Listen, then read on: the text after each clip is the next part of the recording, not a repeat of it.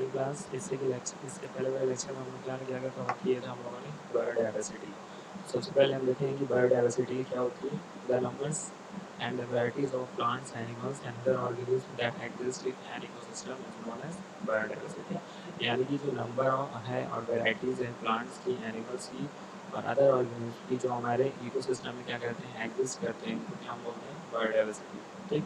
फिर क्या था हमारा, it is a measure of variety of organism present in the different ecosystem. यानी कि ये क्या करता है, मेजर करता है किसको, वेराइटी ऑफ ऑर्गेनिज्म की जो हमारे इकोसिस्टम में अलग अलग इकोसिस्टम में हमारे जो प्रेजेंट हैं। ठीक है, जैसे प्लांट्स है, एनिमल्स है, अदर ऑर्गेनिज्म है, जैसे ठीक है, ये सब जो हमारे अदर अदर डिफरेंट इकोसिस्टम में जो एग्जिस्ट करते हैं और उसको क्या करते हैं, उसके वैराइटीज़ को मेजर करते हैं। ठीक है, रिचनेस ऑफ बायोडाइवर्सिटी किस पे डिपेंड करती है, हमारे क्या, क्लाइमेट कंडीशन पे। ठीक है, और एरिया ऑफ रीजन पे, यानी कि जो जितना भी एरिया है वो उतना कौन से रीजन में है वो किस पे डिपेंड करेगा, हमारा क्लाइमेट कंडीशन पे। वो कैसे अगर वो रीच करेगा तो अगर वो रीच करेगा तो क्या होगा, हमारा बायोडाइवर्सिटी भी साथ ही साथ क्या होगी, हमारी रीच करेगी। ठीक है, फिर क्या है, biodiversity is the result of 3.5 million years of revolution. यानी कि जब हमारा 3.5 मिलियन ईयर एक कंप्लीट हो जाता है तो फिर क्या होता है, हमारा बायोडाइवर्सिटी का एक रिवोल्यूशन होता है, यानी एक चक्र होता है। ठीक है, फिर हमने क्या पढ़ा था, टाइप्स ऑफ बायोडाइवर्सिटी। ठीक है, टाइप्स ऑफ बायोडाइवर्सिटी में कितने तरीके के होते हैं, 3 तरीके के होते हैं। एक होता है हमारा जेनेटिक डाइवर्सिटी। जेनेटिक डाइवर्सिटी क्या होता है, जो जीन्स में वेरिएबिलिटी आती है और जो डाइवर्सिटी आती है विद इन एक स्पीसीज में, यानी कि किसी एक स्पीसीज में अगर हमारी जेनेटिक वेरिएबिलिटी आएगी या डाइवर्सिटी आएगी, उसमें हम क्या, उसको क्या बोलते हैं, जेनेटिक डाइवर्सिटी। स्पीसीज में यानी इसमें क्या होगी, जो डाइवर्सिटी होगा वो किसके बीच में होगा, डिफरेंट स्पीसीज के बीच में होगा। ठीक है, उसको हम क्या बोलते हैं, स्पेसिफिक डाइवर्सिटी। फिर हमारा इकोसिस्टम डाइवर्सिटी। इकोसिस्टम डाइवर्सिटी का मतलब होता है अलग अलग रीजन में, अलग अलग क्षेत्र में जो डाइवर्सिटीज आएंगी उसको हम क्या बोलते हैं, इकोसिस्टम डाइवर्सिटी। फिर हमने क्या पढ़ा था, जेनेटिक डाइवर्सिटी को हम डिफरेंस में पढ़ा था। क्या होता है genetic diversity, is the amount of variation in genetic material DNA with in species और विद इन पॉपुलेशन। यानी कि जो हमारा जेनेटिक डाइवर्सिटी वो क्या होता है, हमारे जो जीन मटेरियल होता है, जैसे कि हमारा जो डीएनए है उसमें जो वेरिएशन आएगा विद इन एक स्पीसीज में हो सकता है या तो पूरे पॉपुलेशन में जो हमारा डिफरेंस या वेरिएशन आएगा उसको हम क्या बोलते हैं, जेनेटिक डाइवर्सिटी। ठीक है, the magnitude of variation in jeans of species increase with increase in size. आगे क्या होता है, जो हमारा मैग्नीट्यूड होता है किसका, वेरिएशन का, जीन्स में कैसा होता है, स्पीसीज इंक्रीज करेगा और स्पीसीज की अगर साइज इंक्रीज करेगी। ठीक है, जैसे जैसे स्पीसीज की साइज इंक्रीज करेगी उसका जो स्पीसीज इंक्रीज करेगा और फिर उसका जीन्स भी क्या होगा, इंक्रीज करता रहेगा। ठीक है, और किससे इंक्रीज करेगा, जो हमारा इन्वायरमेंटल पैरामीटर्स ऑफ हैबिट्स हैं। ठीक है, फिर हमारा कि हमने क्या देखा था कि जेनेटिक डाइवर्सिटीज के इंपॉर्टेंस क्या होते हैं। ठीक है, पहला है हमारा, it help in the specification evolution of new species. ये क्या करता है, हमारा जीन है, डीएनए है, तो क्या करेगा, एक न्यू एवोल्यूशन लाएगा। ठीक है, एक न्यू क्रांति लाएगा। ठीक है, फिर दूसरा क्या था, it is useful in adoption and change in environmental condition. ये क्या करता है, हमारी इन्वायरमेंटल कंडीशन को क्या करता है, चेंज करता है। ठीक है, फिर थर्ड क्या है हमारा, it is important for agriculture productivity and development. ये क्या करता है, हमारा जो एग्रीकल्चर प्रोडक्टिविटी है, ठीक है, उसमें क्या करता है, बढ़ोतरी लाता है और क्या लाता है, डेवलपमेंट। ठीक, फिर हमने क्या पढ़ा था, स्पीसीज डाइवर्सिटी। स्पीसीज डाइवर्सिटी क्या होता है, it describe the variety in numbers and abundance of the species within region. ये क्या करता है, नंबर्स ऑफ वेरिएशन, यानी कि स्पीसीज जो स्पीसीज होती है, डिफरेंट डिफरेंट स्पीसीज होती है, क्या करता है, जो नंबर्स ऑफ वेरिएशन आते हैं उसको हम क्या बोलते हैं, स्पीसीज डाइवर्सिटी। ठीक है, इसमें क्या क्या होते हैं, स्पीसीज रिचनेस, यानी कि जैसे जैसे स्पीसीज रीच करेगा बायोडाइवर्सिटी हमारी रीच करती जाएगी। ठीक है, इसमें क्या होता है, when which is the numbers of different species and the relative abundance, कि जो भी डिफरेंट स्पीसीज होती है उनके बीच का जो रिलेशन है वो क्या होता है, हमारा रिलेटिव अबंडेंस होता है। ये क्या करता है, हमारे स्पीसीज डाइवर्सिटीज को क्या करता है, रिफ्लेक्ट करता है। ठीक है, which is individual numbers of individual with in each species but is considered, यानी कि अगर एक इंडिविजुअल स्पीसीज पे अगर हमारा रिलेटिव अबंडेंस रखता है, ठीक है, यानी कि नंबर्स ऑफ डिफरेंट स्पीसीज रखता है, तो उसको हम क्या बोलते, वो भी हम इसमें कंसीडर करते हैं हमारे स्पीसीज डाइवर्सिटीज में। ठीक है, स्पीसीज डाइवर्सिटी कैसे रीच करेगी, depend upon largely on climate condition, यानी कि जैसे जैसे हमारा क्लाइमेट कंडीशन हमारा चेंज होगा लार्ज होगा, बढ़ता जाएगा क्लाइमेट कंडीशन, उसी तरह क्या होगा, हमारा जो स्पीसीज है वो क्या होगा, स्पीसीज डाइवर्सिटी हमारी रीच करेगी, हायर पे जाएगी, ठीक है। When a species is confined entirely in a particular area, it is a term as a endemic species। यानी कि अगर एक स्पीसीज अगर एक ही एरिया में कन्फाइंड कर जाती है, एक पार्टिकुलर एरिया में अगर वो कन्फाइंड कर जाती है, यानी कि एक ही जगह रह जाती है, एक ही जगह एक्यूमुलेट हो जाती है, एक ही जगह इकट्ठा हो जाती है, तो उस स्पीसीज को हम क्या बोलते हैं, एंडेमिक स्पीसीज, ठीक है। नेक्स्ट है हमारा इकोसिस्टम डाइवर्सिटी। इकोसिस्टम डाइवर्सिटी क्या करता है, जो हमारे स्पीसीज और जेनेटिक, ठीक है, स्पीसीज और जेनेटिक डाइवर्सिटी का जो असेंबलेज होता है, यानी कि एक जगह इकट्ठा करके असेंबलेज करना होता है, फिर इंटरेक्शन जो दोनों के बीच में इंटरेक्शन होता है, वो क्या होता है, हमारा इकोसिस्टम डाइवर्सिटी होता है। यानी कि इकोसिस्टम को सिंपली बोल सकते हैं स्पीसीज और प्लस जेनेटिक, इन दोनों का जो कॉम्बिनेशन होता है वो क्या होता है, हमारा इकोसिस्टम डाइवर्सिटी, ठीक है। फिर क्या होता है, it relate the varieties of habit, यानी कि ये क्या करता है, ये रिलेट करता है कि habits of human beings, plants, animals, जितने भी अदर ऑर्गेनिज्म में उसकी हैबिट्स को क्या करता है, रिलेट करता है, ठीक है। Biotic communities ecological process in the biosphere, यानी कि जितने भी बायोटिक यानी कि लिविंग जियोलॉजिकल प्रोसेस होंगे किसमें, बायोस्फीयर, ठीक है। फॉर एग्जांपल था इसका हमने देखा था, क्या था, लैंडस्केप लाइक ए ग्रासलैंड, यानी जो दो स्पीसीज हो गए, एक होता है हमारा लैंडस्केप, ये होता है हमारा, ये हो गया क्या हमारा स्पीसीज डाइवर्सिटी, और ये क्या होता है हमारा ग्रासलैंड, ये क्या होता है हमारा जेनेटिक स्पीसीज, ये क्या हुआ, एक दूसरे से रिलेट हुआ, तो ये क्या हो गया हमारा एग्जांपल, किसका हो गया, हमारा इकोसिस्टम डाइवर्सिटी, ठीक है। डिजर्ट भी है, डिजर्ट क्या है, लिथोस्फीयर पे, और वो डिजर्ट क्या है, जो उसकी रेत है वो क्या है, हमारा जो फॉर्मेशन है, तो जेनेटिक फॉर्मेशन है, तो क्या हुआ हमारा इकोसिस्टम डाइवर्सिटी। और माउंटेन्स है, माउंटेन्स किस पे है हमारा, लिथोस्फीयर पे है, ठीक है, वो अर्थ से रिलेटेड है, फिर वो क्या है हमारा स्पीसीज है। फिर क्या अर्थ जो पहाड़ है टूटते टूटते क्या होता है, एक पत्थर का रूप पहाड़ का रूप लेते हैं, तो क्या होता है, वो हमारा माउंटेन का कन्वर्ट होता है, तो वो क्या होता है हमारा इकोसिस्टम डाइवर्सिटी। ऐसे इसी तरह बहुत सारे एग्जांपल है इसके, एक इसमें शो करते हैं हमारा इकोसिस्टम डाइवर्सिटी, ठीक है। फिर नेक्स्ट क्या हमने पढ़ा था, बायोडाइवर्सिटी डिस्टर्बेंस, यानी कि कैसे कैसे बायोडाइवर्सिटी में डिस्टर्बेंस आते हैं। पहला था हमारा कि जो हमारा बायोडाइवर्सिटी है वो जल्दी हमारा क्या डिस्टर्ब नहीं होता है, ठीक है। अगर हम अदर देखें, अगर हम अदर फैक्टर्स देखें तो किसकी किसकी वजह से होता है, डिपेंड अपॉन क्या, the diversity of all living things biota depend on the temperature, यानी अगर हमारे टेम्परेचर में चेंजेस हो रहा है तो उससे हमारे क्या हो सकता है, बायोडाइवर्सिटी हमारी डिस्टर्ब हो सकती है। प्रेसिपिटेशन नहीं हो रहा है, बहुत ज़्यादा पानी की ज़रूरत है और हमें पानी नहीं मिल रहा है, तो हमारा बायोडाइवर्सिटी क्या हो रही है, हमारी डिस्टर्ब हो सकती है। एल्टीट्यूड है, ठीक है, सॉइल्स है, ठीक है, तो जियोग्राफीज है, इस सब में अगर चेंजेस हो रहे हैं, ठीक है, प्रेजेंस ऑफ अदर स्पीसीज है, और अदर स्पीसीज में अगर हमें कुछ चेंजेस देखने को मिल रहे हैं, तो उससे क्या हो रहा है, हमारा बायोडाइवर्सिटी हमारी डिस्टर्ब हो सकती है, ठीक है। Biodiversity consist major high in the tropic and lower in polar region. हमने कल बताया था कि जो हमारा डाइवर्सिटी कंसिस्ट होता है वो मेजरली हाई होता है, हायर किस पे होता है, हमारा ट्रॉपिक लेवल पे, यानी ट्रॉपिक ऑफ कैंसर और ट्रॉपिक ऑफ कैप्रिकॉर्न, और जो हमारा लोअर होता है वहाँ किस पे होता है, पोलर रीजन पे, यानी कि नॉर्थ पोल पे और साउथ पोल पे हमारा जो बायोडाइवर्सिटी होता है क्या हमारा बहुत कम होता है, ठीक है। फिर क्या होता है, rain forest that have had wet climate for long time had particularly high biodiversity, यानी कि अगर रेन फॉरेस्ट है, ठीक है, वो क्या करता है, अगर वहाँ पे अगर गीला है यानी कि वेट क्लाइमेट है फॉर लॉन्ग टाइम के लिए, तो वहाँ पे हमारी क्या होगी, बायोडाइवर्सिटी हमारी क्या होगी, हाई होगी। जैसे सिंपली इसमें बताया गया है कि अगर जहाँ पे वेट क्लाइमेट होगा वहाँ पे बायोडाइवर्सिटी क्या होती है, हमारी पार्टिकुलरली ज़्यादा होगी, ठीक है। फिर क्या हमारा जो टर्शियल बायोडाइवर्सिटी इस through of 25 and greater than ocean diversity, यानी कि हमारा भूस्तरीय डाइवर्सिटी है वो क्या होता है, हमारा जो ओशन यानी समुद्री बायोडाइवर्सिटी से क्या होता है, 25 गुना ज़्यादा होता है। फिर हमने क्या पढ़ा था, biodiversity hotspot. Biodiversity hotspot simply ये है कि जहाँ पे एकेडमिक स्पीसीज का एक्सपीरियंस किया जाता है कि हैबिटेशन लॉस कितना हो रहा है, ठीक है, कितना हैबिट्स में उसके लॉस हो रहा है, तो उसको हम कैसे जानेंगे, हम क्या करते हैं, एक बायोडाइवर्सिटी हॉटस्पॉट एक रीजन बनाते हैं, ठीक है, जहाँ पे क्या होता है, एकेडमिक सॉरी एडेमिक स्पीसीज की क्या होती है वहाँ पे बहुत ज़्यादा होती है। ऐसी स्पीसीज जहाँ पे कोई भी एक ही जगह कन्फाइंड, एक पर्टिकुलर एरिया में क्या हो जाते हैं, जो कन्फाइंड हो जाते हैं, उसको क्या बोलते हैं, एंडेमिक स्पीसीज। ठीक है, तो एक बायोडाइवर्सिटी हॉटस्पॉट क्या होता है, biodiversity hotspot is the region with high level of endemic species that has experienced that great habitat loss।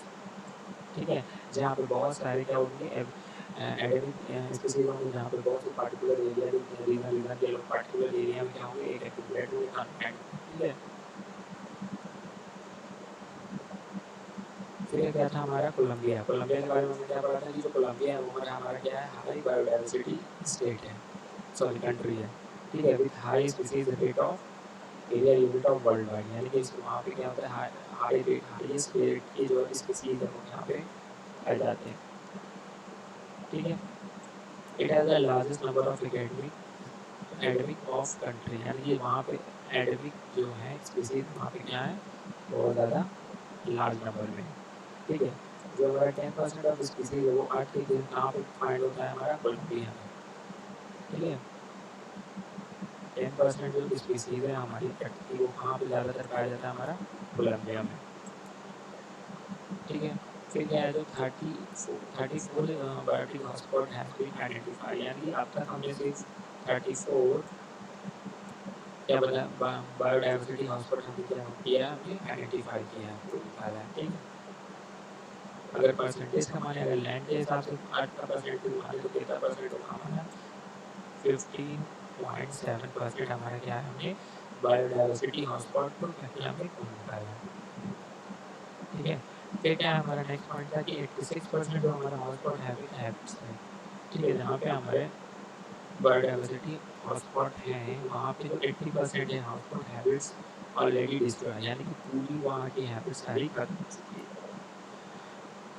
ठीक है, फिर हमारा नेक्स्ट लॉस ऑफ बायोडाइवर्सिटी।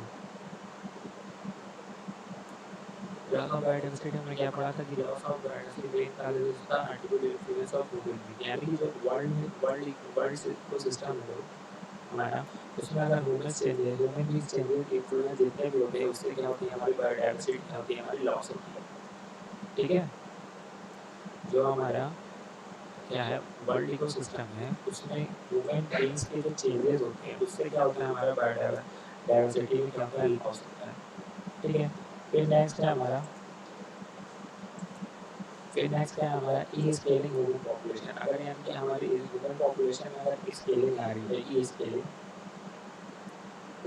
यानी घट भी रहा है, बढ़ भी रहा है, घट भी रहा है, घट भी रहा है, उससे क्या होता है, हमारा मेजर कॉजेज ऑफ क्या होता है, हमारे बायोडाइवर्सिटी का लॉस होता है। ठीक है, फिर तीसरा का क्या हमारा most of the biodiversity loss happened post industrial revolution through human activity, यानी जो हमारे इंडस्ट्रियल रेवोल्यूशन जितने होते आ रहे हैं, ठीक है, उससे तो उस ह्यूमन एक्टिविटीज से क्या होता है, हमारा बायोडाइवर्सिटी में हमारा क्या होता है, लॉसेस होते रहते हैं। ठीक, फिर क्या पढ़ा था हमने, स्पीसीज लॉस रेट, यानी कि जो स्पीसीज लॉस रेट है वो किससे हम निकाल लेते हैं, लिविंग प्लानेट रिपोर्ट से 2014 की। ठीक है, उसमें क्या हमने देखा था कि जो सिंस 1970 में ही क्या हो गया था हमारा 52% हमारा जो बायोडाइवर्सिटी है पूरी तरह से हमारे प्लानट पे लॉस हो चुकी है। ये कब स्टडी हुआ था, हमारा 2014 में। ठीक है, वर्ल्ड वाइड फंड से हुआ था। ठीक है, क्या हुआ था, लिविंग प्लानेट रिपोर्ट से 2014 की रिपोर्ट से स्टडी की गई थी कि जो हमारा प्लानेट है, प्लानेट में 1970 में ही 52% हमारी जो बायोडाइवर्सिटी है वो पूरी तरह से हमारी क्या हो चुकी है, लॉस हो चुकी है।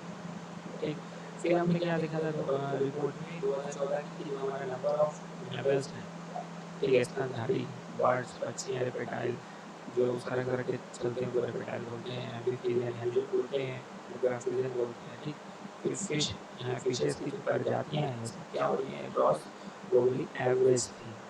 ठीक है, 2014 में क्या थी, एवरेज थी। तो इस एवरेज के हिसाब से बताया गया था कि जो हमारे अगर 40 साल बाद ये क्या हो सकती है, हमारा मिनिमम हाफ हो सकती है। जो एवरेज थी वो क्या हो सकती है, बाद में 40 साल बाद क्या हो सकती है, वो हाफ हो सकती है। इस रिपोर्ट के द्वारा हमें पता चला था। ठीक, फिर उसी में क्या पता चला था हमारा कि जो हमारा 39% है वो क्या है, हमारा टेरेस्ट्रियल वाइल्ड लाइफ वो है, यानी कि पूरी तरह से जो हमारा टेरेस्ट्रियल है भूस्थलीय वाइल्ड लाइफ की जो जैसे जैसे शेर हैं, टाइगर है, ये सब क्या है जो हमारे टेरिटोरियल वाइल्ड लाइफ है वो क्या हो गया 39% हमारा पूरी तरह से चला गया। फिर क्या हमारा 39 मरीन वाइल्ड लाइफ है, यानी जो हमारा जो वाइल्ड लाइफ हमारा मरीन है वो भी क्या था हमारा 39% हमारा चला गया। फिर जो हमारा 76 यानी जो फ्रेश वाटर में हमारे वाइल्ड लाइफ पाए जाते हैं, फ्रेश वाटर में जो रहते हैं उसका 76% ही चला गया था कब 2014 में। ठीक है, ये सब की स्पीसीज रेट धीरे धीरे हो गई थी।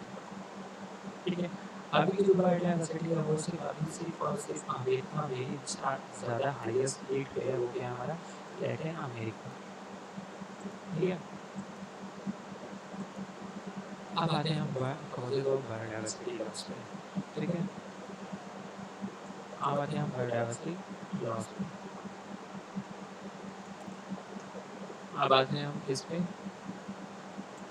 कॉजेज ऑफ बायोडाइवर्सिटी लॉस, यानी कि हमारे जो बायोडाइवर्सिटी लॉस है वो किस किस कॉजेज किस किस कारण के साथ कारण वो लॉस हो रही है। ठीक है, सबसे पहले इसमें alternation and loss of habitation. ठीक है, यानी कि जो अल्टरनेशन है और हैबिटेशन है ह्यूमन बींग्स की वो कैसे कैसे लॉस करती है हमारी बायोडाइवर्सिटी का। तो सबसे पहले इसमें लिखा हुआ है कि the transformation of natural area determines not only the loss of vegetable species but also decrease in the animal species associated on them। क्या होता है कि जो हमारी हैबिटेशन लॉस होती है, जैसे कि डिफॉरेस्टेशन, इसमें लिखा हुआ है कि नेचुरल एरिया यानी कि जो हमारा पहले से नेचुरली एरिया है, प्राकृतिक एरिया है, उसको अगर हम ट्रांसफॉर्मेशन करते हैं यानी कि उसके अंदर कुछ चेंजेस लाते हैं या उसको हटा देते हैं, पूरी तरह से नेचुरली हटा देते हैं, तो उससे क्या होता है कि उससे सिर्फ ये लॉस नहीं होता कि वेजिटेबल स्पीसीज हुई, यानी कि जो वेजिटेबल की स्पीसीज है उसमें लॉस नहीं होता है, साथ ही साथ ये क्या डिक्रीज करता है हमारा एनिमल की स्पीसीज को भी हमारे क्या करता है धीरे धीरे वो एसोसिएट करता है, यानी कि वो डिक्रीज धीरे धीरे करता है। ठीक है, जैसे डिफॉरेस्टेशन है, अगर डिफॉरेस्टेशन करेंगे तो जितने भी पेड़ हैं उसको काटे जाएंगे, तो ट्रांसफॉर्मेशन हुआ नेचुरल एरियाज के, तो उससे क्या होगा कि जो उसमें पक्षी रहते थे, बर्ड्स जो सॉरी जो बर्ड्स के स्पीसीज हैं वो भी क्या होंगे धीरे धीरे कम होंगे। ठीक, वेजिटेबल स्पीसीज तो कम ही होंगे, लॉस तो होगा ही, हमें फल फ्रूट जो नहीं मिलने वाला था वो तो हमको मिलेगा ही नहीं, लेकिन क्या होगा साथ ही साथ जो बर्ड्स हैं उस पर रहने वाली या बर्ड्स की स्पीसीज है, कोई और बर्ड स्पीसीज है जिससे क्या होंगी धीरे धीरे वो भी साथ में साथ डिक्रीज होंगी, या कोई एनिमल्स होंगे जो उस पर पेड़ पे रहने वाले, तो वो भी क्या होंगे धीरे धीरे हमारे बायोडाइवर्सिटी को क्या करेंगे वो धीरे धीरे लॉस करेंगे। ठीक है, फिर क्या हमारा नेक्स्ट है reproduction of executive species and genetic modification organism. ठीक है, फिर क्या है species originated from a particular area introduced into new natural environment can lead to the different formation of imbalance in the ecological equilibrium। पहले यहाँ पे बता देते क्या है इंट्रोडक्शन ऑफ एक्सोटिक स्पीसीज का मतलब होता है कि जो हमारे पहले से ही हमारे स्पीसीज जो प्रेजेंट हैं उनमें क्या होती है अगर वो उनको अपनी नीड्स नहीं मिलेगी तो वो क्या होंगे धीरे धीरे हमारे उसमें क्या होगी उनकी जो स्पीसीज है वो क्या होती जाएगी धीरे धीरे घटती चली जाएगी। उससे क्या होगा जो हमारा न्यू नेचुरल इन्वायरमेंट है वो क्या होगा धीरे धीरे लॉस पे आने लगेगा। ठीक है, इसीलिए हमें क्या करना चाहिए कि जो हमारी एग्जिट स्पीसीज है उसका हमें देखभाल करते रहना चाहिए और उनको जेनेटिकली उनको क्या करना चाहिए उन ऑर्गेनिज्म के लिए हमें मॉडिफायर यूज़ करना चाहिए, जिससे क्या होगी जो उनकी स्पीसीज है वो अच्छे से बची रहे और हमारी जो बायोडाइवर्सिटी उसमें कोई भी लॉस ना है, और जो हमारा इकोलॉजिकल पिरामिड है वो क्या हमारा इक्विलिब्रियम से बना रहे, यानी कि इक्वली बैलेंस करके बना रहे। उससे क्या अगर हमारा वो बैलेंस नहीं बना रहेगा तो वो क्या होगा उसमें क्या हो जाएगा हमारा इम्बैलेंस आ जाएगा। ठीक है, और जो हमारा इक्विलिब्रियम इकोलॉजिकल पिरामिड है वो क्या हो जाएगा हमारा इक्विलिब्रियम नहीं रहेगा। ठीक है, फिर क्या है पॉल्यूशन। पॉल्यूशन तो सबसे बड़ा इम्पोर्टेंट है कि बायोडाइवर्सिटी से लॉस होता ही होता है। Human activities influences natural influence the natural environment produce negative direct और इनडायरेक्ट, यानी कि हमको पता भी रहता है फिर भी हम करते हैं, नहीं पता रहता है तब भी हम क्या कर देते हैं पॉल्यूट कर ही देते हैं, अपनी नीड को पूरी करने के लिए हम क्या कर देते हैं पॉल्यूट कर ही देते हैं। ठीक है, क्या पॉल्यूशन क्या इफेक्ट करता है, कैसे इफेक्ट करता है हमारी डाइवर्सिटी को, ये क्या करता है, effect the alter flow of energy. ये क्या करता है, फ्लो ऑफ एनर्जी को क्या करता है, अल्टरनेटली क्या करता है, अफेक्ट करता है। ठीक है, chemicals and physical constitute of environment and habits of the species. ये क्या करता है, जैसे पॉल्यूशन है, जैसे कुछ कुछ पक्षियाँ हैं जो उड़ने वाली, उससे क्या होती है, एयर में उनको दिक्कत होती है, सांस लेने में उनको दिक्कत होती है, तो वो क्या होती है, बर्ड स्पीसीज क्या हो सकती है, हमारी पूरी तरह से डिस्ट्रॉय हो सकती है। ठीक है, कुछ पॉल्यूशन होता है, जैसे हमारे जो बिल्डिंग्स हैं, हिस्टोरिकल प्लेस है, उसमें क्या होता है, डिफेक्ट्स आती है, उस स्पीसीज को भी हम धीरे धीरे हम उसको डिस्ट्रॉय करते जा रहे हैं। ठीक है, फिर क्या है हमारा, कुछ ऐसी ऐसी रेंज हैं जिससे क्या होगी, पत्ती वगैरह जो हमारे होते हैं वो धीरे धीरे इफेक्ट होगी, वो क्या करते हैं, हमारे प्लांट्स को भी, प्लांट स्पीसीज को भी क्या करते हैं, धीरे धीरे खत्म करते जाते हैं। तो पॉल्यूशन सबसे मेन कॉजेज है बायोडाइवर्सिटी का लॉस करने का। ठीक है, फिर आता है हमारा क्लाइमेट चेंज, यानी कि जैसे जैसे मौसम में बदलाव आते हैं। ठीक है, for example heating of the earth surface affect biodiversity because it endanger all the species that are adapted to cold due to altitude। यानी कि अगर हीट है, जैसे अगर सूरज की रोशनी अगर अर्थ सरफेस पे आ रही है, बहुत ज़्यादा आ रही है, तो उससे क्या हो जाता है, हमारा जो इंडेंजर स्पीसीज, यानी कि ऐसे स्पीसीज जो कोल्ड एरिया में रहने के लिए बहुत ज़्यादा उनको आवश्यकता है, तो वो अगर वो कोल्ड एरिया पे नहीं रह सकेंगे, वो कोल्ड एरिया नहीं रहेगी, अगर बहुत ज़्यादा हमें हीट मिल जाएगी, तो कोल्ड एरिया नहीं रहेंगे, तो वो क्या हो जाएंगे, धीरे धीरे जो जो ऐसे ऐसे जानवर जो हमारे कोल्ड एरियाज में रहते हैं, वो क्या होंगे, धीरे धीरे उनकी स्पीसीज होगी, वो क्या होगी, खत्म होती रहेगी, और धीरे धीरे वो क्या होने लगे, धीरे से वो अपना जो उनकी स्पीसीज है, उनकी प्रजाति वो क्या होगी, धीरे धीरे खत्म होने लगेगी। ठीक है, cold area due to altitude the polar species और द एल्टीट्यूड, यानी कि माउंटेन स्पीसीज, यानी कि ऐसे जगह पे जो माउंटेन स्पीसीज पे रहते हैं और पोलर स्पीसीज पे रहते हैं। ठीक है, उन दोनों जो पोलर स्पीसीज है और माउंटेन स्पीसीज, दोनों की स्पीसीज है, वो क्या हो जाती है, धीरे धीरे हो जाएंगी, क्या कम होने लगेंगी, धीरे धीरे मरने लगेंगी, और क्या हो जाएंगी, धीरे धीरे उनकी जो स्पीसीज है, उनकी जनरेशन है, उनकी जो जेनेटिक्स है, वो क्या हो जाएगी, धीरे धीरे कम हो जाएगी।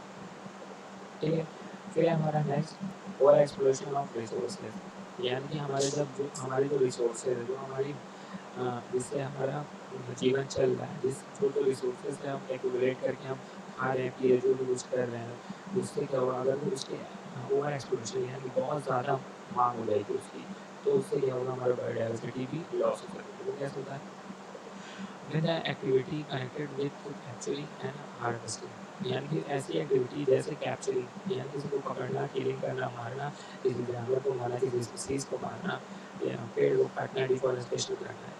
हार्वेस्टिंग, हार्वेस्टिंग में क्या है, जैसे हंटिंग आ गया, फिर फिशिंग आ गया, फार्मिंग आ गया, ये सब करना। फिर a new renewable natural resources in particular area is excessive intensive, यानी कि जो एक न्यू रिन्यूएबल एनर्जी सोर्सेज है, जैसे कोल है, पेट्रोलियम है, डीजल, ये सब क्या करना, इस सब का अगर हम बहुत ज़्यादा मांग अगर कर लेंगे, तो उससे क्या होगा कि हमारा जो बायोडाइवर्सिटी है वो धीरे धीरे लॉस हो जाएगा, क्योंकि जितना भी हम पेट्रोल में फॉर्मेशन करेंगे या डीजल में फॉर्मेशन करेंगे, उतना ही हमारे क्या होगा, पॉल्यूशन बढ़ेगा, पॉल्यूशन से क्या होगा, बायोडाइवर्सिटी लॉस तो हो गई, लेकिन जो एक्सप्लोटेशन है वो क्या हो जाएगा, और बढ़ जाएगा।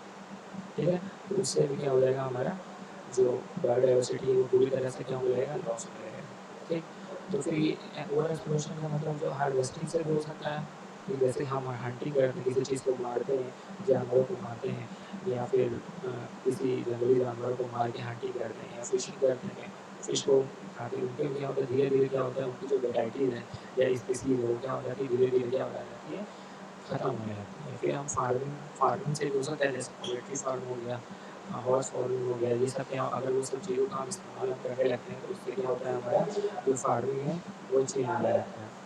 ठीक है, रिन्यूएबल एनर्जी रिसोर्सेज हैं, जिससे क्या, जैसे कोल है, पेट्रोलियम है, डीजल है, ये सब क्या एक पार्टिकुलर एरिया में एक्सेसिव इंटेंसिव बंद हुआ। ठीक है, उससे अगर वो मांगे सारी बढ़ेंगी, तो उससे धीरे धीरे क्या होगा, कि जितने भी हमारी ज़रूरत है वो धीरे धीरे पूरी नहीं होगी। ठीक है, फिर क्या हमारा the resources itself may be become exploited, यानी कि वो धीरे धीरे क्या हो जाएंगे, खत्म हो जाएगी। For an example, in case of sardine herring, cod, tuna and many other species that man capture without giving enough time of the organisms to reproduce, यानी कि जो ये सब जो एग्जांपल है, जैसे सैंडविनस,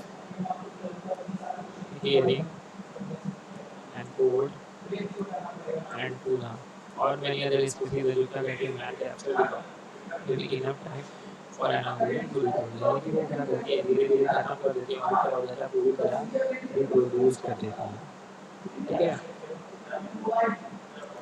फिर नेक्स्ट है हमारा लॉस ऑफ बायोडाइवर्सिटी कैसे कैसे बायोडाइवर्सिटी हमारी लॉस होती है ठीक है। तो सबसे पहले क्या हमारा हैबिटेशन लॉस एंड डिग्रेडेशन जो है डिग्रेडेशन है और हैबिटेशन लॉस है उससे कैसे होगी पहला हमारा हैबिटेशन लॉस एंड डिग्रेडेशन क्या होता है जो हमारा हैबिटेशन लॉस होता है और जो degradation create the biggest single sources of pressure on biodiversity ये क्या करते हैं कि जो हमारे बायोडाइवर्सिटी होता है वो क्या करते हैं बहुत ज़्यादा ये लॉस हमारे क्रिएट करते हैं इसमें बिगेस्ट सिंगल सिंगल रिसोर्स पे भी प्रेशर करते हैं और बायोडाइवर्सिटी ठीक है। फिर पहला तो हमें क्या है कि जो हमारे हैबिटेशन लॉस है और डिग्रेडेशन है वो क्या करते हैं क्रिएट करते हैं biggest single resources on pressure यानी कि एक ही सिंगल रिसोर्स में हमारा प्रेशर बने रहते हैं बायोडाइवर्सिटी बढ़ फिर क्या हमारा दूसरा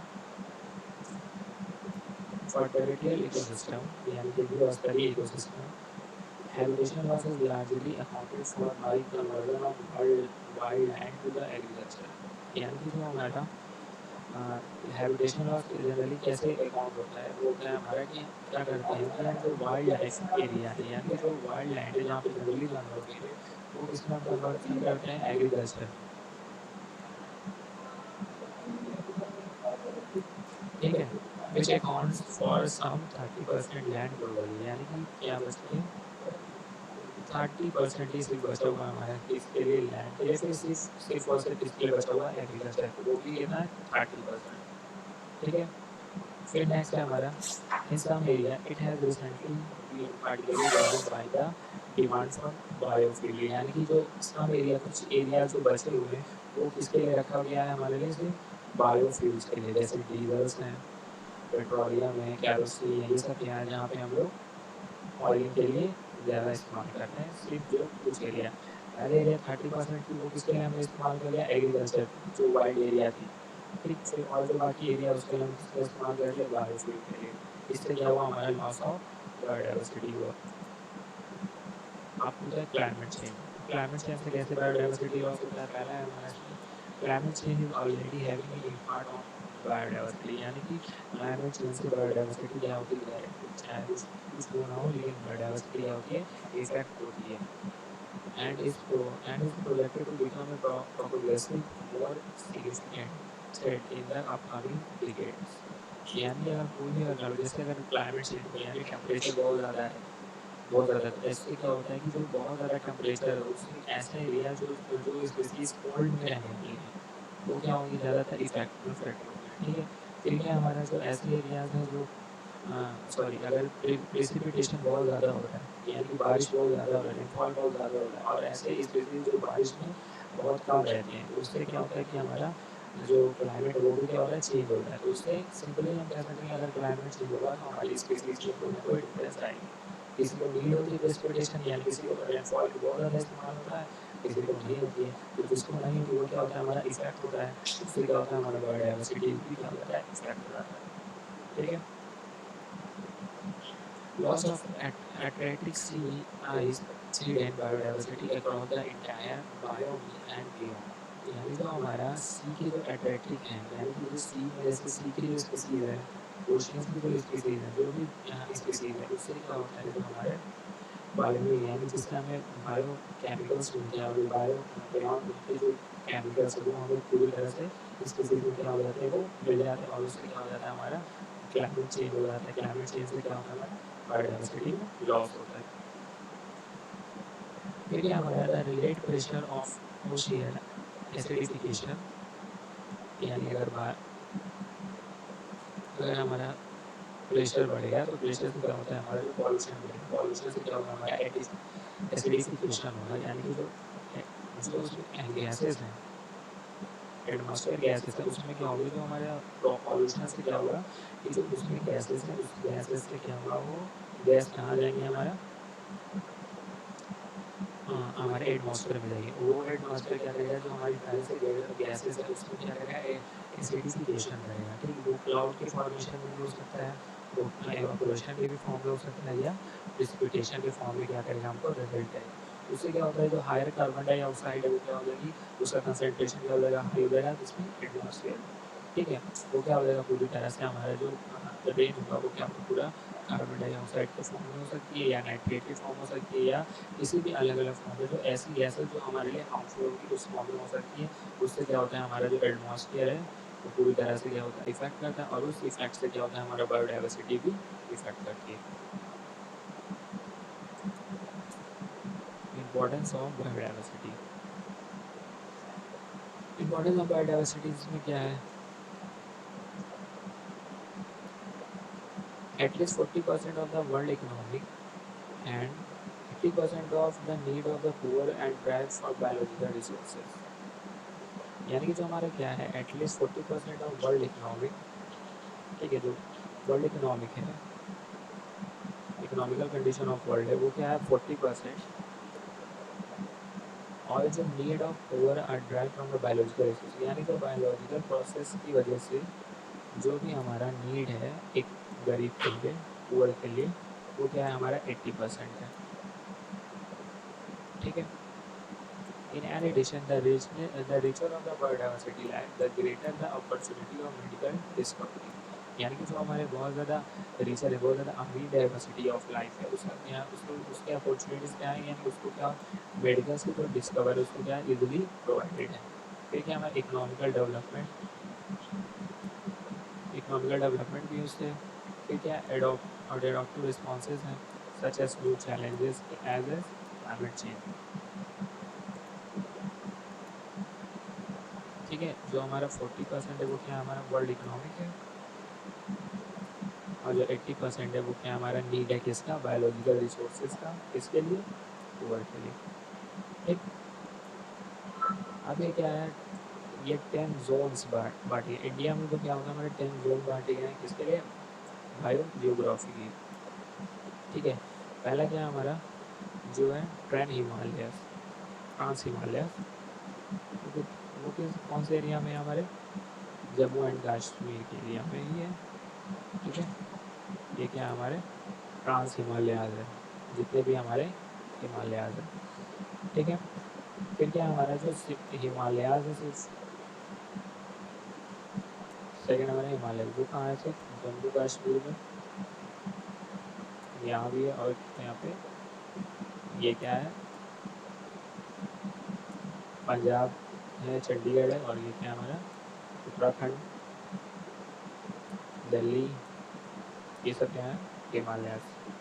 ठीक है, अब आता है हमारा दूसरा भी हो गया हिमालय। अब हमारा आता है डिजास्टर एरिया, है वो है हमारा राजस्थान है, और थोड़ा सा क्या है गुजरात, ये हमारा एरिया क्या है डिजास्टर का। सेमी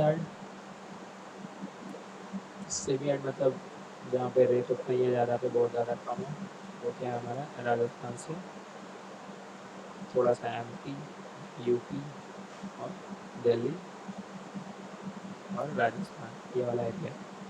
ठीक है, फिर क्या वेस्टर्न घाट किधर है, वेस्टर्न घाट किधर है, ये सब हमारा इस एरिया में आता है, मुंबई में, चेन्नई, केरला, तमिलनाडु, ये सब इसमें आता है। ठीक है, फिर क्या हमारा डेक्कन पेनिनसुला, ये एरिया जहाँ आता है पूरा एमपी से लेके पूरा यहाँ से लेके यहाँ तक हमारा क्या था हमारा डेक्कन प्लेन पेनिनसुला आता। ठीक है, फिर क्या हमारा जेनेटिक प्लेन, जेनेटिक जो जेनेटिकली प्लेन है वो क्या होता है हमारा, ये हमारा यूपी में आता है।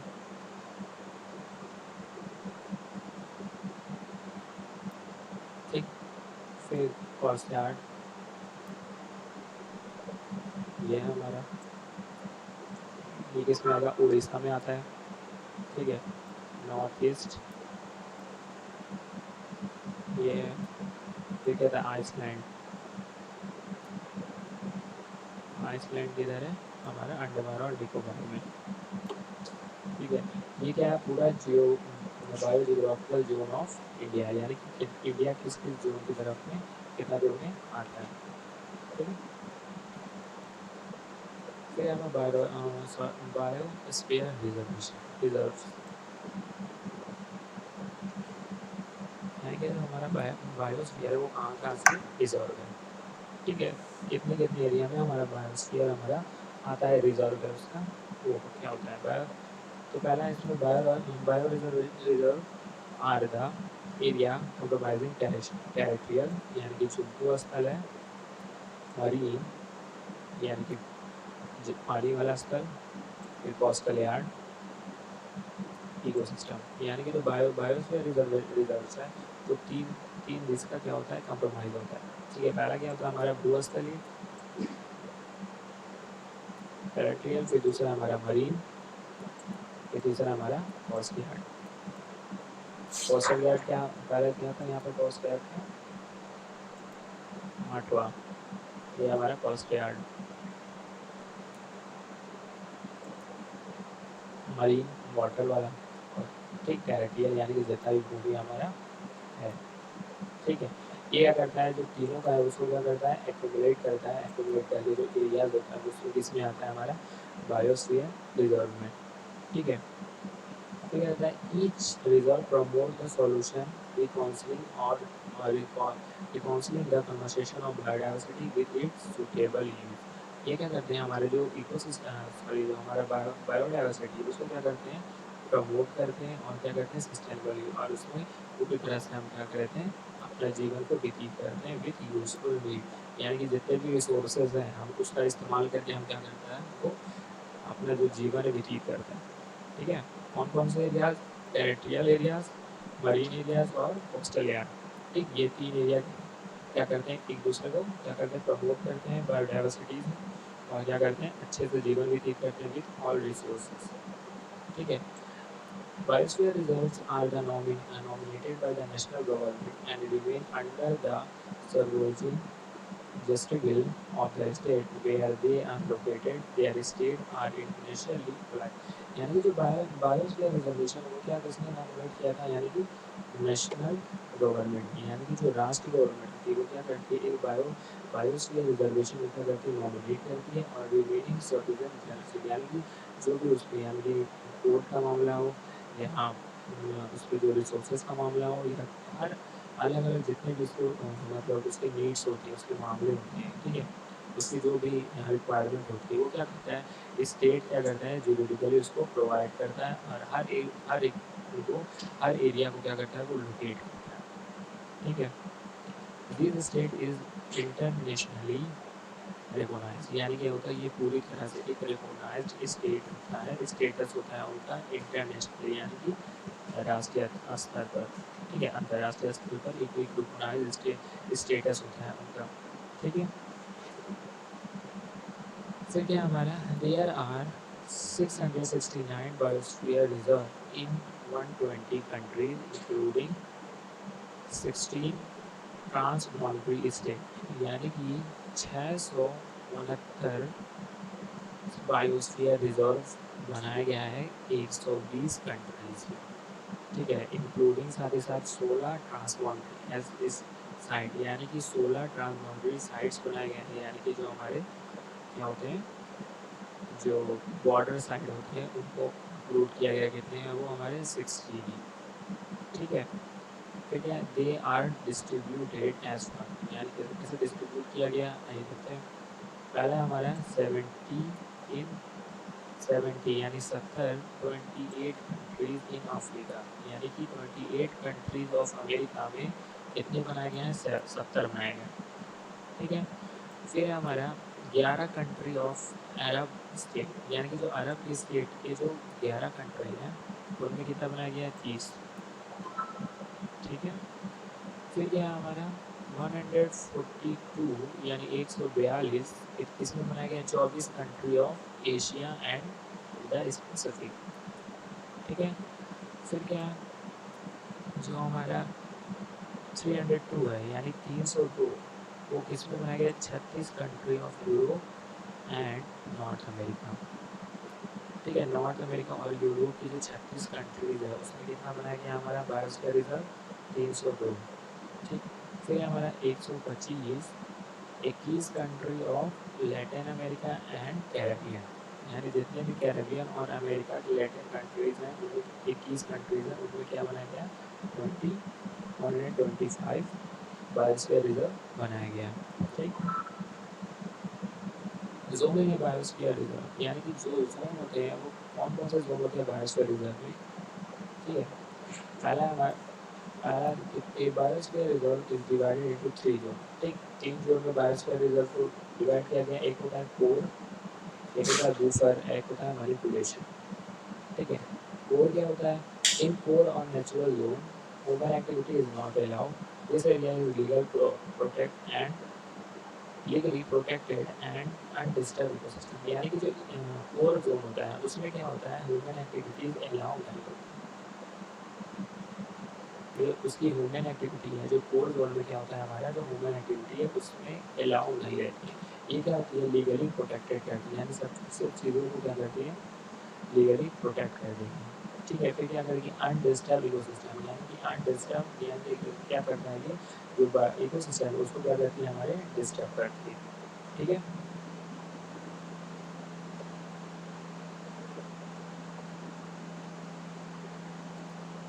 फिर क्या हमारा बूफर जोन? ठीक है। बूफर जोन क्या होता है हमारा? The immediate surrounding area of core zone is woofer zone, यानी जो इमीडिएटली सराउंडिंग एरिया होता है, यानी जल्दी से जो सराउंडेड हो जाती है एरिया वो क्या हो जाती है हमारा? Core zone. जो इजली जो कोर जोन को अगर हम इजली सराउंडेड कर दे, इमीडिएटली सराउंडेड कर देते हैं उसको क्या बोलते हैं हम लोग? Woofer area. Here human activity like research education research strategy is permitted, यानी कि जो पहला क्या था हमारा? Core zone. ठीक। कोर जोन में हम क्या करते हैं? उसमें क्या होता है? उस जोन में हमारा जो ह्यूमन एक्टिविटीज़ है वो अलाउ नहीं होती, वो इलीगली क्या होता है? लीगली प्रोटेक्टेड नहीं होती है। ठीक है। और वो क्या करती है? हमारे इकोसिस्टम है उसको क्या करती है? पूरी तरह से डिस्ट्रॉय कर देती है। ठीक। ये था हमारा कोर जोन। कोर जोन में सिंपली क्या था हमारा? कोई भी आप ह्यूमन एक्टिविटी यानी उसमें कोई भी आप वर्क नहीं कर सकते। ठीक। ये क्या करेगा? धीरे धीरे इलीगली प्रोटेक्ट हमारे इलीगली प्रोटेक्ट नहीं करता है। ठीक है। और वो क्या करता है? हमारा जो इकोसिस्टम है उसको क्या कर देता है? डिस्टर्ब कर देता है। लेकिन बूफर जोन में क्या होता है? बूफर जोन क्या होता है? Immediately surrounded area of core zone, यानी कि जो हम कोर जोन ही वो हम क्या करते हैं? इजीली सराउंडेड कर लेते हैं किसी भी चीज़ से, उसको चारों तरफ से घेर लेते हैं, तो उससे क्या होता है? उसको इस एरिया को क्या बोलते हैं हम लोग? बूफर जोन बोलते हैं। ठीक। उसमें क्या होता है कि ह्यूमन एक्टिविटीज़ हैं, जैसे कि हम उसमें सिर्फ और सिर्फ रिसर्च कर सकते हैं और एजुकेशन दे सकते हैं, और रिसर्च स्ट्रेटजी यानी कुछ भी रिसर्च में अगर कोई प्रॉब्लम आई तो हम रिसर्च के लिए हम किसी चीज़ को परमिट भी कर सकते हैं। ठीक है। इसके अलावा और भी कोई हम एक्टिविटीज़ हम नहीं कर सकते हैं। फिर क्या आता है हमारा? Manipulation zone. मैनिपुलेशन जोन और ट्रांजिशन जोन। मैनिपुलेशन जोन को ही हम क्या बोलते हैं? Transition zone. मैनिपुलेशन जोन और transition zone is the outer most comparable area of biosphere reserve, यानी कि सबसे आउटर एरिया क्या होता है हमारा? जो जो हम क्या बोलते हैं? Manipulation zone. With the corporation of reservation management and local people, several human activities like settlement, cropping, recreation, and forest are carried out without disturbing the environment. यानी कि जो उस एरिया में क्या बोलते हैं हम लोग? कॉर्पोरेशन ऑफ रिजर्वेशन, यानी रिजर्व, यानी जितने भी चीज़ है उसका हम क्या करते हैं? उसमें कॉर्पोरेट करते हैं, फिर मैनेजमेंट करते हैं। ठीक है। फिर local people survive human activity, यानी कि उसमें जो लोकल पीपल है उसमें हम क्या कर सकते हैं? सेटलमेंट कर सकते हैं। ठीक है। सेटलमेंट कर सकते हैं, क्रॉपिंग कर सकते हैं, रिक्रिएशन कर सकते हैं, फिर क्या करते हैं? फॉरेस्टिंग भी कर सकते हैं, यानी कि पेड़ पौधे भी लगा सकते हैं विदाउट डिस्टर्बिंग द इन्वायरमेंट, यानी कि इन्वायरमेंट को डिस्टर्ब नहीं कर सकते हैं। ठीक है। फिर हमारा buffer zone has also has different part like forestry, agriculture, tourism and restoration region, यानी जो हमारा बफर रीजन है उसको हम क्या करते हैं? डिफरेंट पार्ट्स में हम डिवाइड कर देते हैं। जैसे इसमें हम उसमें क्या कर सकते हैं? फॉरेस्ट्रियल भी कर सकते हैं, एग्रीकल्चर भी करते हैं, टूरिज्म भी कर सकते हैं और रिस्टोरेशन भी कर सकते हैं। ठीक है। ये स्टोरेज भी कर सकते हैं। ठीक है। ये था हमारा क्या? बायोस्फीयर का टाइप्स यानी कि बायोस्फीयर के जोन कितने कितने डिवाइड होते हैं। इसका फिगर भी है, ठीक है। ये फिगर है क्या, जोन ऑफ बायोस्फीयर का, बायोस्फीयर रिजर्व का, ठीक है। पहला जोन क्या था हमारा, कोर जोन। कोर जोन में क्या था कि कोई भी ह्यूमन एक्टिविटीज़ हमारी अलाउ नहीं रहेगी, लीगली उसमें प्रोटेक्ट नहीं किया जाएगा। और क्या होगा हमारे उसमें जो लीगली प्रोटेक्ट नहीं किया और जो हमारा क्या होगा, ये क्या करेगा हमारे इन्वायरमेंट को अनडिस्टर्ब कर सकता है, ठीक है। बफर जोन क्या होता है, बफर जोन में हम नॉर्मल एक्टिविटीज़ कर सकते हैं। कौन कौन सी एक्टिविटीज़ कर सकते हैं, यानी हमारे सिर्फ और सिर्फ रिसर्च कर सकते हैं, एजुकेशन और रिसर्च स्ट्रेटजी से हम परमिट कर सकते हैं। फिर जो हमारा नेक्स्ट होता है आउटर मोस्ट वाला, यानी इसमें मैनिपुलेशन जोन यानी ट्रांजिशन जोन। इसमें हम क्या कर सकते हैं, हम सेटलमेंट भी कर सकते हैं, क्रॉपिंग भी कर सकते हैं, फिर ठीक है, क्रॉपिंग भी कर सकते हैं, फिशिंग भी कर सकते हैं, रिक्रिएशन भी कर सकते हैं, फॉरेस्ट्री भी कर सकते हैं, ठीक है। यानी सब चीज़ उसमें अलाउ रहता है, ठीक है। ये तीन जोन था हमारा बायोस्फीयर रिजर्व का, ठीक है। अब नेक्स्ट लेक्चर में हम पढ़ेंगे क्या, different between biosphere, national parks and wild life sanctuaries, ठीक है। आज के लिए इतना ही।